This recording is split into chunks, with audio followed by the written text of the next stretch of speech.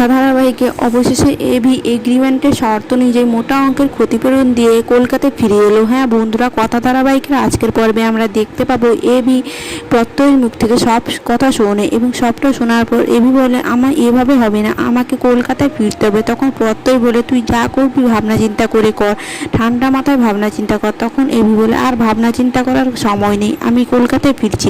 এই বলে AB phone রেখে দেয় এবং ওখানকার ম্যানেজমেন্টকে ফোন করে জানায় যে এবি কলকাতায় ফিরতে চায়। তখন ওখানকার ম্যানেজমেন্ট বলে এবি এখন ফিরতে পারবে না, কারণ এবি এগ্রিমেন্টে সই করেছে আর এগ্রিমেন্টের শর্ত অনুযায়ী 3 মাসের মধ্যে এবি যদি দেশের বাইরে যায় তবে এবিকে মোটা অঙ্কের ক্ষতিপূরণ দিতে হবে। তখন এবি মনে মনে ভাবতে থাকে ঠিকই তো, আমি তো এগ্রিমেন্টে সই করেছি আর এগ্রিমেন্টের শর্ত অনুযায়ী আমি তো 3 মাস যেতে পারবো না। কিন্তু ওখানে গোবরদেবী যে খুব বিপদ, গোবরদেবী সবসময় আমার বিপদে আমার পাশে এসে দাঁড়িয়েছে, আজ গোবরদেবীর বিপদে আমি পাশে দাঁড়াতে পারবো না।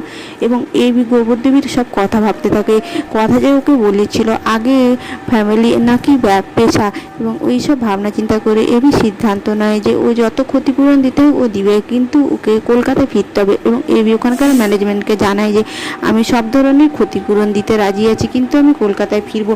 বন্ধুরা, অবশেষে আমাদের এবি এগ্রিমেন্টের শর্ত অনুযায়ী এক মোটা অঙ্কের টাকা ক্ষতিপূরণ দিয়ে কলকাতায় ফিরলো, আমাদের কথার কাছে ফিরে এলো। বন্ধুরা, কথা ধারাবাহিকটি তোমাদের কেমন লাগছে অবশ্যই কমেন্ট বক্সে কমেন্ট করে জানিও ও ভিডিওটি ভালো লাগলে একটা লাইক করে দিও।